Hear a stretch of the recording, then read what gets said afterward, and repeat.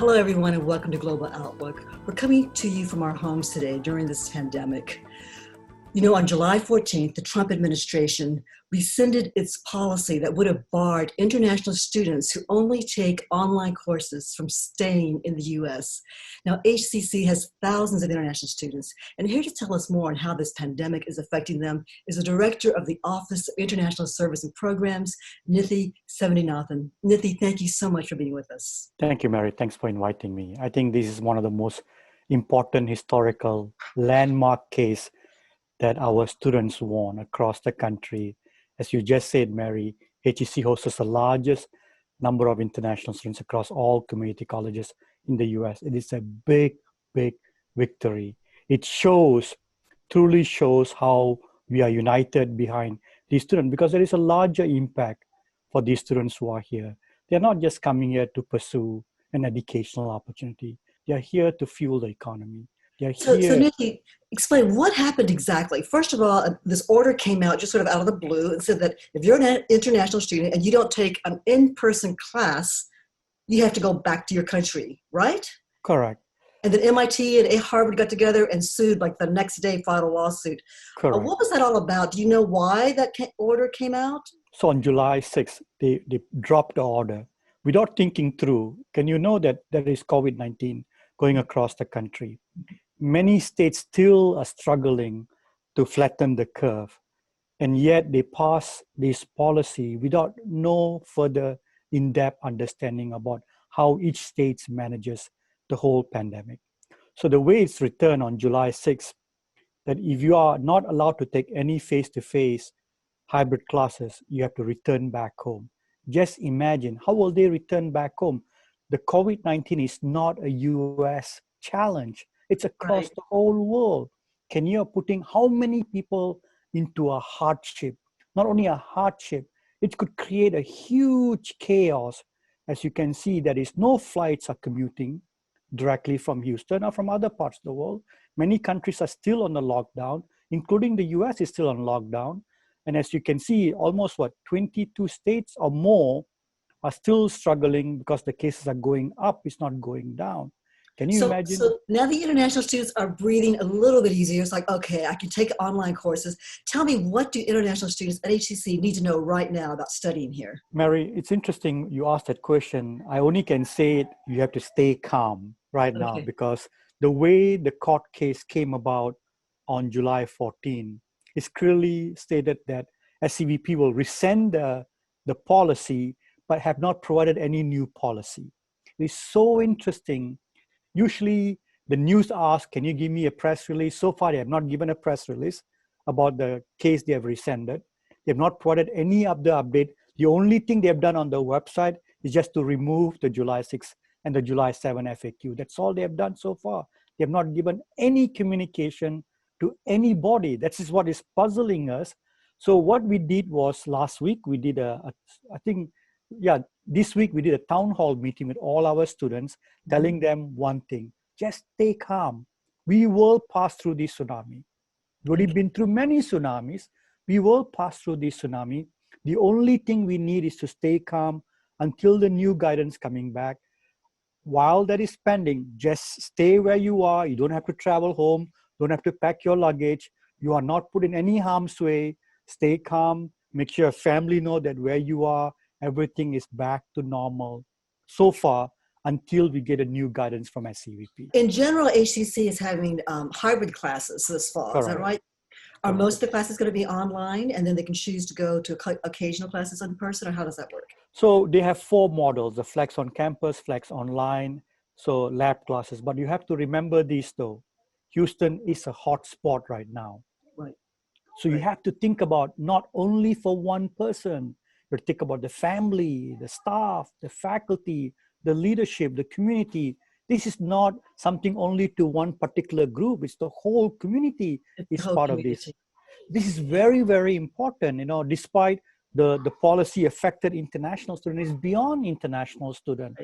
You have to remember, we have families that many of our internationals are staying with. What kind of resources is HCC providing for our students? When the pandemic affected our international students last spring, HEC was very generous. We got about $23,000 from the foundation, and we able to support 40 over students up to $500 each. Whatever the case of emergency, we able to fund that. Also, Soup to the Rescue Fund, also able to fund as many international as we can. So that's what we able to mitigate some of the challenges international world students were going through in spring and summer. As of right now, HEC is planning what will be the fall semester looks like. As you know, HISD just came out with their plan. It's going to be a 6 weeks online program. I don't know how parents going to navigate that as of right now. We have to take this one day at a time. We can't just, because this is so fluid, we have to take this very carefully. The uncertainty is every day. So we need to walk through this like an eggshell every day as we go forward. I know HCC has also had like food giveaways where Yes. people can just drive up, they stay in their car, no questions asked, pop your trunk open, and they're just wonderfully generous, and they give a box full of food. Is that right? And yes. it's available to any HCC student. Any student, no question asked. And it's partnered with Houston Food Bank to ensure that, you know what, look, in this time, the bigger challenge is not about money. It's making sure we all are taken care with the resources that we have to support each other. The unity message that we share with our students is what is going to take us for a long time to come. Because I know HCC does things, everything it can to really help its students succeed, because especially the international students who are far away from home, and they may not have the resources available to them.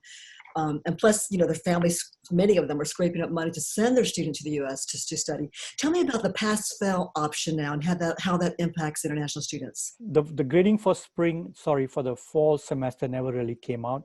The grading for for spring and summer, it truly guided our students to make sure that one, they know what they are doing in the classroom, because going all online is first time in the American higher education history. First time. The first time that they all went online for studies? Yes, first time. Okay. This is remember, under the pre-COVID CVS rule, you're only allowed to take one online. So this is a historical changes have taken place. Huge investment for them. Because you have to remember that when international students enter into the United States, the only reason here is to experience the American culture. If they do all online, what kind of learning they will take? They could just stay home. There is a real learning experience here, because in my doctoral research, the data truly shared that a student who go abroad, one of the biggest things they want to experience is the culture. Right. So if it all goes online, it's not going to help them to learn that culture. So it's a historical changes too for the government to make this happen. Can we develop a Zoom college culture? That'll be a question for Dr. Crawford, the next guest. So it's a very important thing. You have to understand that every single city, state have its own cultural experience that the students wants to experience. Despite, you know, if you look at the top 5 economic support, one of them is the international students. They contribute close to $40 billion to US economy. $40 billion? Yes. Wow. You can't just tell them, okay, go away. But that's not only that, they are not only doing economical support, but also they are fueling one of the most important part of the American economy, talent, workforce support. Remember, there is a great value they bring in. They are not coming here to harm anyone. They're coming here to shape new ideas, new thinking, new innovation as we become more of a global country.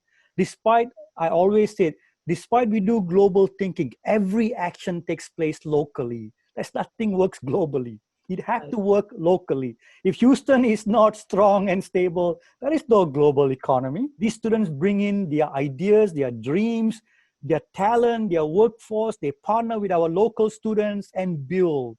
That's what the whole dream that we always strived for.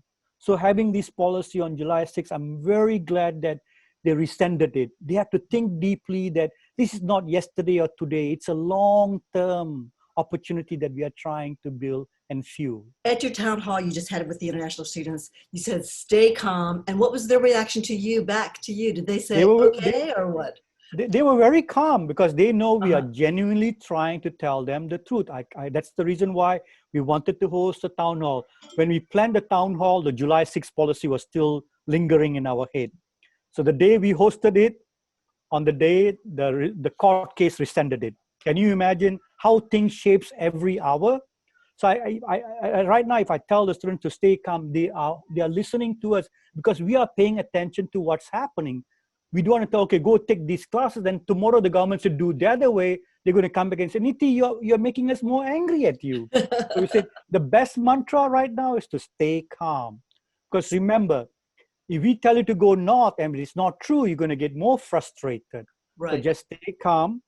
And keep checking the HCC website and that virtual lobby for the latest information, right? Absolutely, Mary. This is what we want to share because it's a difficult statement to share. But remember, not only you are getting frustrated, we are also frustrated. We are also anxious. We are also upset. But how do we share that? This is what, remember, this is a collective conversation. This is the collective journey.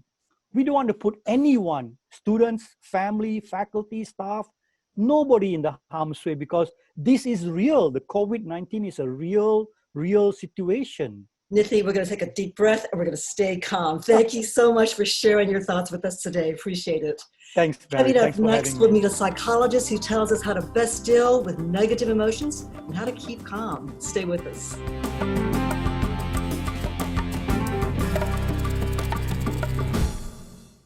A natural disaster may force you to evacuate, and the coronavirus could impact your emergency plans. So take steps now to help your family and community prepare.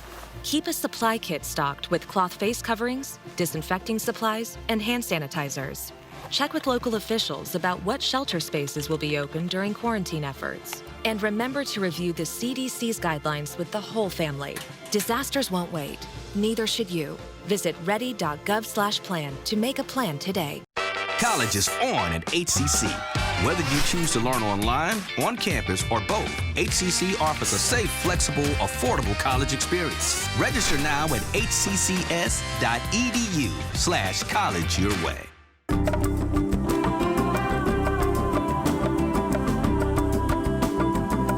Our next guest is a licensed psychologist who's the author of 8 books. Dr. Bill Crawford has 2 PBS specials on stress and communications. It's been viewed by more than 15 million people. He's created over 3,500 presentations to major organizations. Dr. Crawford turns hard science into accessible ways you can train your brain to break that cycle of negativity and access creativity, confidence, and clarity. Dr. Crawford, thanks for being with us. Thanks, Mary. Thanks for the opportunity. Really looking forward to this. I'm not sure if you know, I started my career as an HCC professor. Did you really? I did. I was teaching psychology way back in the day, so I've got a warm place in my heart for HCC. So we could have had easy access to you as a student back then, way back then. Absolutely, yes. And now you're a famous person with like almost 1 million views on your YouTube channel. Thank you so much for being with us. You have a lot of important things to share with us. You know, we're in the middle of this pandemic, and it's so easy to get negative, to get stressed, to get anxious, thinking about reading the news all the time, seeing the numbers, especially in the Houston area. It's like, oh my gosh, I'm scared to even walk outside of our house.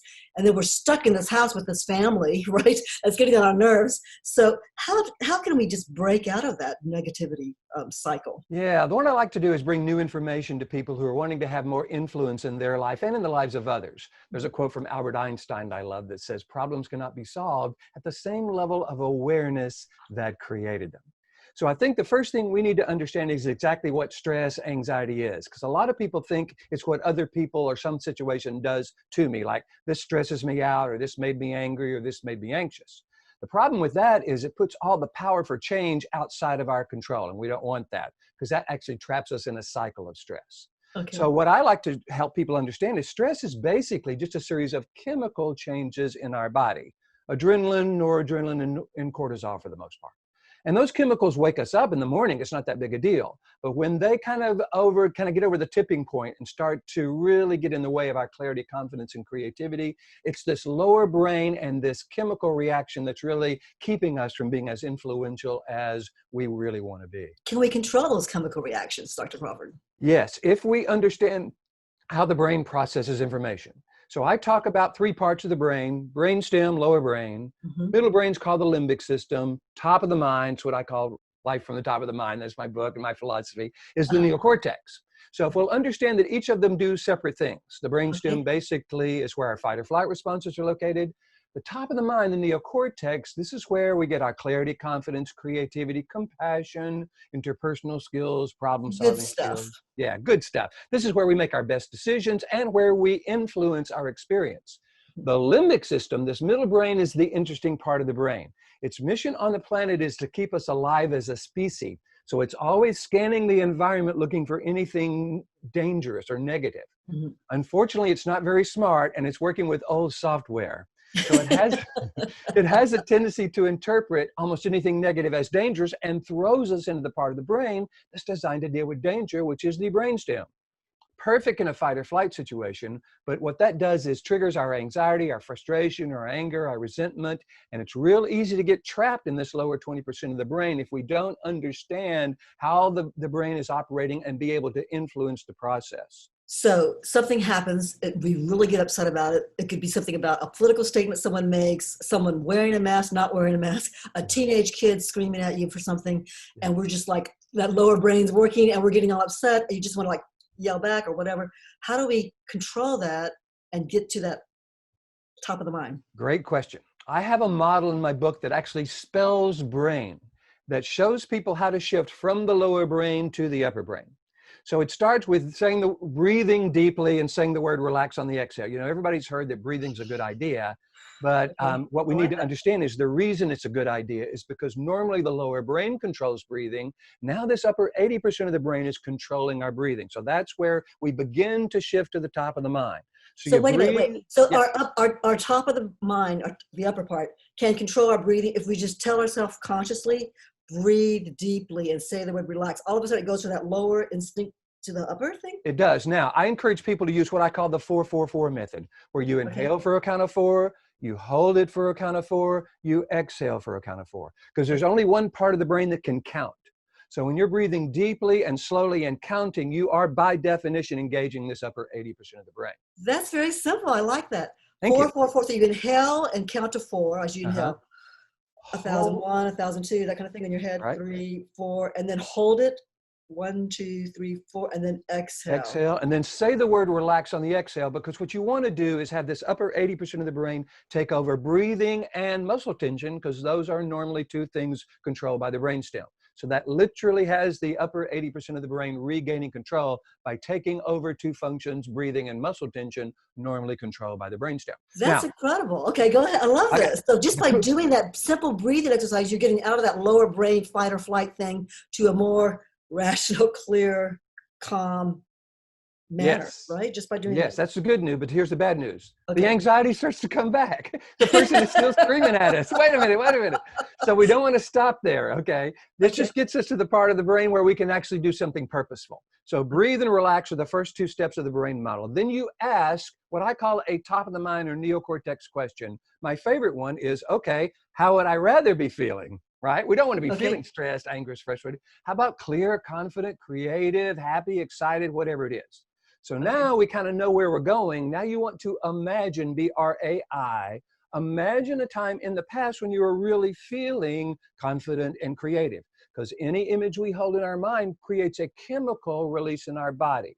Wait, say that again. Any image held in our mind creates a chemical in our body? Yes. So when we're holding an image of arguing with someone, we're triggering the same kind of chemicals that were triggered when we were arguing with them. But if we'll hold an image of how we want to be, clear, confident, creative, calm, happy, whatever, then that triggers the brain to produce serotonin and endorphins. Oh, that's the feel-good hug That's stuff. right. Feel good and think clear. Serotonin is think clear. Endorphins is feel good. And so it really actually changes how you feel by the image you're holding in your mind.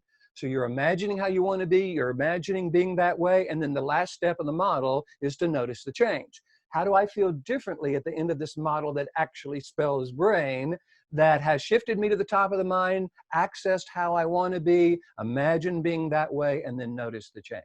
So if we're having a hard time imagining the good stuff, can we look at old pictures on our phone, look at old albums, and start getting back into that whole mindset of that would be fine. Or you old could vacation pictures, perhaps, or absolutely. Or you could just do this. You could say, okay, who am I when I'm confident and happy? What's my tone of voice like? What's my body language like? So we kind of know what that feels like.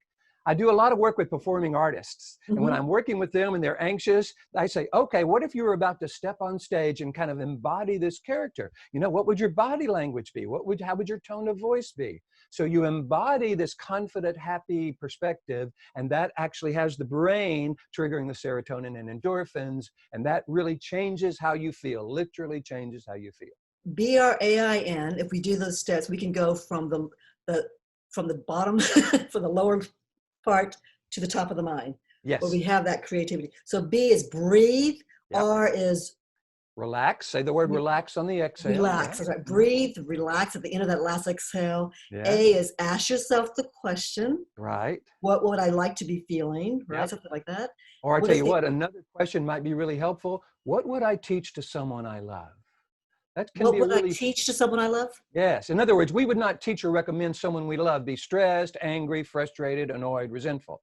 So if Okay. we say, okay, what would I teach or recommend to someone I love? If someone I love came to me and wanted an antidote to kind of these negative feelings, what Mhm. would I encourage them to feel? So it's another way of accessing these positive qualities. And then N is To notice the change. You want to notice how you notice the change. feel. Oh, at the imagine, end of I is the- imagine the good, how you used That's right. to be. Imagine how you feel and then notice the change so that, so you're going to feel differently when you breathe and count to 4 and say the word relax on the exhale, ask that question, imagine being the way, you are going to be feeling differently at the end So of our that. body will feel different. That's right. And your mind will be thinking differently. And you want to make sure you validate that because that is you changing literally the chemical makeup of your body and what part of the brain you're in.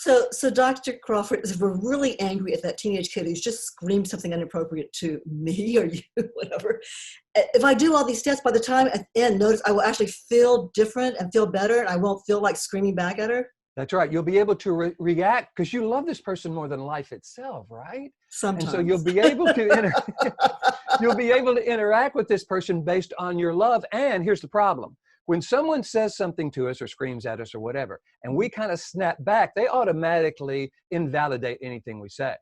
So if we Right. want to be influential with people, we can't be responding from this lower brain. We've got to be coming from this clear, confident, creative part of who we are. So we frame what we say in a way that they will hear as valuable. Okay, we're going to take a little break right now, but we'll be right back with more from Dr. Bill Crawford.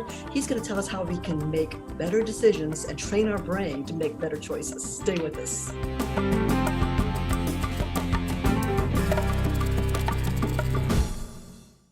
Food. We think about it all the time, but for many Americans, it's a scary thought.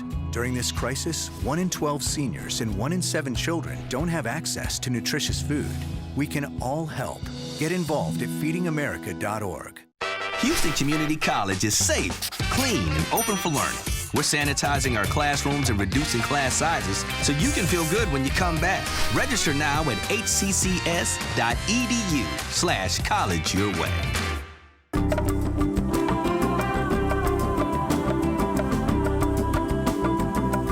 Back here with Dr. Bill Crawford, author and counseling psychologist. He's the author of Life at the Top of the Mind, and he has one for college students. Dr. Crawford, what is the one for college students, the book you have? It's called College from the Top of the Mind. You know, being in college can be one of those challenging, stressful experiences that we have. It's new, you know, you don't know what to do. It's all, you know, staying in dorms, all that kind of stuff. So Plus, it's not normal during this pandemic, right? Well, Kids that's are starting true now. college for the first time and they're online. They can't go to campus. Exactly. So there's another challenging stressor thrown in there. So I've rewritten my Life from the Top of the Mind book to specifically speak to college students. It has the same kind of philosophy and models, but I've kind of, the examples and how you apply it has to do with college students. Can we get trapped in the part of our brain that's just a negative part, that's where all we do is think about negative things, we complain a lot, we think about the horrible news all around us? How do we break out of that trap? First, getting recognized that we're actually trapped in a certain part of the brain is really important because a lot of people don't know that. They think the news or some person or situation made me stressed and anxious and frustrated. And that's understandable because it seems that way, but it doesn't serve us because, again, we can't change all that. If we can say, wait a minute, the reason I'm feeling stressed, angry, or frustrated is because I'm trapped in this lower 20% of the brain. This would be great in a fight or flight situation, but it doesn't serve me now. So if we'll just begin to see that the anger, the stress, the frustration is a valuable signal, there's something in my book that says stress is a signal something needs to change. Suffering is when we don't make the change. And we are the ones who have to make that change, right? Not only have to, but want to. We want to be in charge of how we're thinking and feeling, so we're not at the mercy of other people, of other situations. So us being able to make that change, shift from the lower brain to the upper brain, change the chemical makeup of our body, so we're actually changing how we're thinking and feeling, is really what people seem to like when I'm going out and sharing my material with. You know, earlier, our first segment, Nithy was talking about how he's telling his students, stay calm, stay calm. But are there specific things they can do to stay calm instead of just telling themselves, or is just telling themselves a good thing and your body starts changing and different chemicals start flowing? Sometimes when you tell someone to calm down, they go, calm down, don't tell me to. In other words, they start arguing for not calming down. So I think the reason that worked really well with his students is because they were really anxious, and then this thing came down and he said, stay calm, and they went, oh, okay, I will. That's great. So anytime you can say stay calm and people are calm, that's wonderful. But sometimes just saying stay calm doesn't really give them tools to kind of make that calm a part of their life. And this is where college students and people that I talk to and work with as a psychologist and speaker really love this idea that I can influence how I'm thinking and feeling by actually altering what part of the brain I'm in and the chemicals that I'm triggering in my body. And we can do that by, first of all, doing the exercise we talked about in the earlier segment, breathing in 4-4-4. Tell me, how do the mind and body affect each other? Great question. There's a concept called the vagus nerve. It's relatively new, but it's really, really important because it is the nerve that connects the mind to the body and the body back up to the brain. So when the brain tells the lungs to breathe deeply, the lungs send a message to the brain to calm down. So it can create a brand new mind-body connection through this vagus nerve in a way that actually has the body and the brain and the body working together to trigger the kind of chemicals and breathing and heart rate and blood pressure that we're wanting. Does that work when you're experiencing pain? Let's say you have a backache or something's hurting, cramps or something. Can you do that same thing where you tell your mind something and pretty soon the actual physical pain dissipates? Yeah, here's what happens. When we're in the lower brain, pain is actually experienced in a more intense way. When we're triggering endorphins, which of course is kind of nature's drug, and serotonin, the pain is diminished in some way. So a lot of people who work with people who have pain really help them kind of get into this state. Meditation is obviously really good at this. And what you're wanting to do is trigger those endorphins in order to minimize the pain. So it's certainly possible. Dr. Crawford, how difficult is it to really live at the top of the mind? It's not easy. It's not easy. Because we've been in this lower brain for so long, we've got a lot of old neural pathways going from the middle brain down to the lower brain. So in my book, I have this model of not only how to shift to the top of the mind, but a whole nother model about how to stay there. And that's the real important part. Otherwise, we're just going to be shifting up and shifting up and shifting up all the time. So staying in the top of the mind is going to be really important. And that's not as easy as just getting there, but it is doable. Anything we practice, we get good at. Plus, we're rewiring the brain. You've heard of neuroplasticity. We're rewiring the brain, creating these new neural pathways from the limbic system to the neocortex. So is it sort of like training for a marathon or for anything big you're trying to achieve, where you have to go at it every day, practice every day, or practicing the piano, whatever you're trying to get good at, you have to just keep going? And the same thing with training yourself to do that with your brain, so you stay there and not cycle up and down, like you said? Absolutely. And the good news about practicing is because we're triggering serotonin and endorphins, the practice feels good. So we don't have to wait for just a whole bunch of, positive things. We'll feel good as we're practicing. The key here is to do it every day for at least 2 to 4 months. You will have rewired your brain at the end of that. Okay, so we can do it every day during this pandemic and we'll come out better people, right? Yeah, right. We got plenty of time, right? I need your book. Thank you so much, Dr. Crawford. I appreciate your being here. My pleasure. Thanks for having me. That's all for this edition of Global Outlook. You can find us on HCC TV every Friday and Sunday at 7:30 a.m. and p.m., plus Saturday at 10 a.m. You can also go to our website, hccs.edu/podcast, and download us to go, or watch us, the full video version, on HCC's YouTube channel. I'm Mary Sitt. Thanks for watching us.